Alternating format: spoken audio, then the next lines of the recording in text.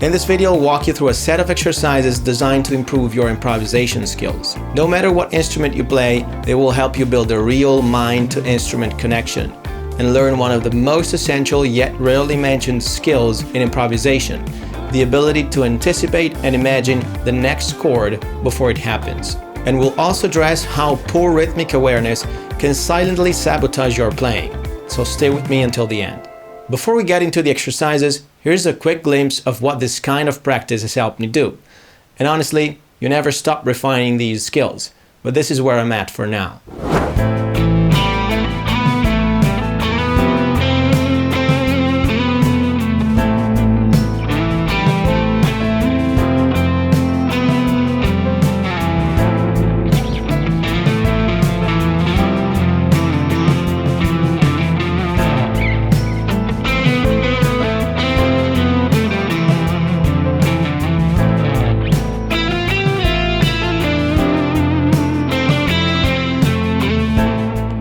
If you're new here, I am Leonardo, creator of Use Your Ear, a science-based ear training method that helps make listening skills truly second nature. Thousands of musicians have used it, it's rated excellent on Trustpilot, and it's taught in top institutions like Wits University in South Africa. Today we'll be working with a very simple two-chord progression. We are in the key of A minor, and we have A minor add 9 and F major 7th. You can download the exact backing track I'm using by following the link in the description. Let's start with the first exercise, which helps breaking the habit of playing random notes through muscle memory instead of actually playing what we hear internally. The core of this exercise is about separating the moment when we generate the idea from the moment we play it. We want to give ourselves a clear space to create the idea and sing it, and only afterward, in a separate moment, play it on the instrument. That way we can start forming a new habit, hearing the idea in our head first and then letting it come out through our hands and the instrument. So before starting the exercise, let's get comfortable with the tonality by singing the A minor scale. La, ti, do, re, mi, fa, sol, la. If you can't sing the scale confidently yet, it's not going to be second nature for you to sing notes that stay in key with the accompaniment, or to recognize which scale degree you're singing. So that's an area for you to work on. Your training really does work like a pyramid. Without a strong foundation, everything you try to build on top will be unstable. I'll share more ideas on that at the end of the video. Once the tonality feels clear, we move on to the main part of the exercise. In the backing track, we have a 2-bar loop. In the first bar, you're going to sing 1 to 3 long notes, just instinctively. No melody, no phrasing yet. I'm talking quarter notes or half notes only for now. Then, in the following bar, try to play those same notes on your instrument, like this.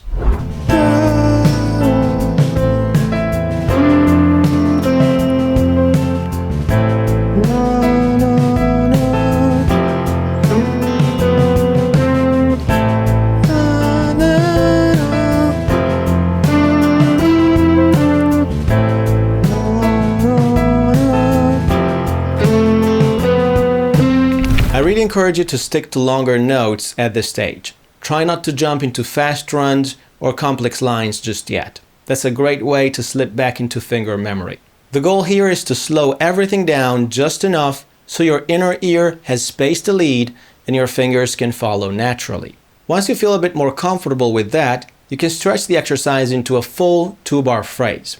So you sing your ideas during the first 2 bars, again keeping things simple with longer notes, and then you play them back during the next 2 bars. Alright, now we're going to go a bit deeper. With this next exercise, we start developing one of the most important skills for improvisation, the ability to anticipate the next chord before it actually arrives. So let's start with something simple. We're going to sing the triads of the 2 chords in our progression, A minor and F major. Now technically the chords in the backing track are A minor add 9 and F major 7th. But we're going to simplify them for now and just stick to the basic triads. Now here's where it gets interesting. I want you to audiate the root of the upcoming chord before each chord change. In other words, try to hear the root of the next chord in your head before the next chord is played. Then, once the chord arrives, sing the full triad starting from that root, like this. La, do, mi, fa, la, do, la, do, mi, fa, la, do. This exercise trains your brain to anticipate the harmony before it arrives. And that's what allows your melodic ideas to naturally follow the chord changes. You're no longer reacting after the fact. You're moving with the harmony, which is essential for improvising in a way that feels intentional and musical. And here's a little trick. As soon as you imagine the root, try to imagine the other two notes of the triad very quickly, one after the other. And then you basically imagine them played more quickly until they sound like they are played simultaneously, basically. Instead of thinking three separate notes, your brain begins to recognize and recall the whole triad as a single unit. We call this chunking in our method. It's a really powerful tool, especially when it comes to creativity, because once you hear things as chunks, musical ideas start to form more easily and spontaneously. Now, if you want to take this further, you can explore different inversions of the triads. Try starting from the third instead of the root, or from the fifth. Here's an example. La, mi, la, la, do, fa, mi, do, la, fa. Okay, that said, this isn't what you're supposed to think while improvising. You won't be calculating triads in your head while you play. These are simply ear-building tools to help you internalize how harmony feels and moves within the progression, so it can naturally guide your melodic ideas in the background.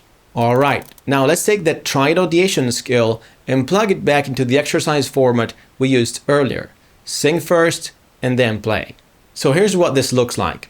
For the first two bars, you sing a few simple notes, but now, just before each chord change, I want you to audiate the root of the upcoming triad. Then, once you've sung your idea and really imagined that root before it lands, you play the whole thing back on your instrument during the next two bars. It's basically the same exercise from earlier, but now we're adding clear harmonic targets into the picture. You're no longer imagining notes freely, you're aiming for specific anchors.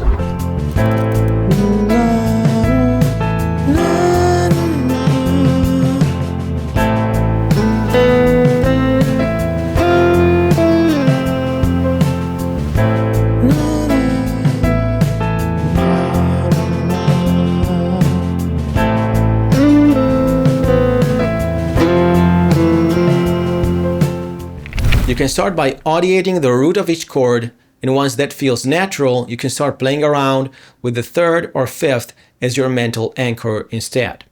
Eventually, you might start imagining the entire triad ahead of time, as I was describing before. Before putting everything together, here's a couple of important notes on rhythm. There are really two fundamental rhythm skills that make or break your improvisation.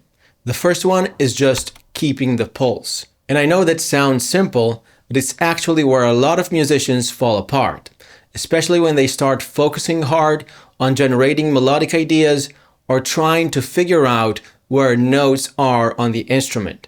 When you're in your head like that, it's super easy to lose the beat without even realizing it.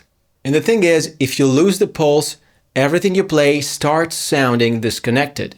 Even if you choose the right notes, they just won't land properly. So you have to start noticing when that happens and train yourself to stay grounded in the pulse no matter what else you're thinking about. The second one is about feeling the bar cycle, and this is really key because music doesn't just move beat to beat, it moves in phrases, in cycles. If you're not aware of where you are in the bar, your phrasing will feel off. But pay attention here. I'm not suggesting you to count each beat. You don't have to count anything at all. You have to internalize how the bar cycle feels. We are already thinking about so many other things, the notes, the harmony, the phrasing, and we can't afford to mentally counting beats on top of all that. That's why this needs to become intuitive, something your body just knows. And that's why we obsessively designed our method to make all of these listening skills second nature. Now it's time to integrate everything and start improvising directly on your instrument, generating ideas and playing them in real time.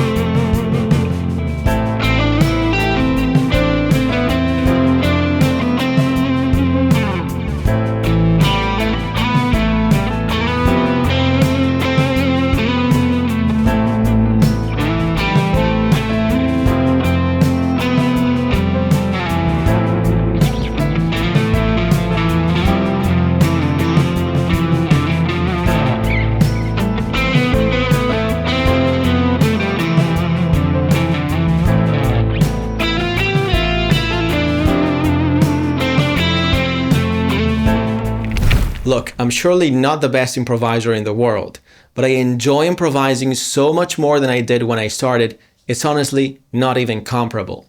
Having a real mind-to-instrument connection is what makes it possible to feel immersed in the moment and to actually enjoy improvisation to its fullest. Just remember that these exercises are intermediate level tasks, and they will only work if your ear training level is at a certain point. If you struggle with matching pitch, singing the scale and triads, or recognizing scale degrees by ear, our method is specifically designed to address those issues and bring you to the level required to begin improvising as demonstrated here. Check the link below for our free workshop.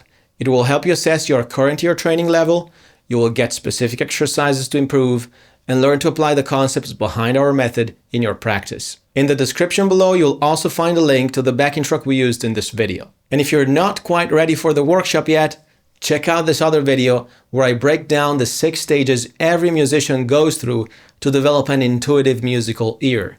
It's the full pyramid of skills, from 0 to advanced.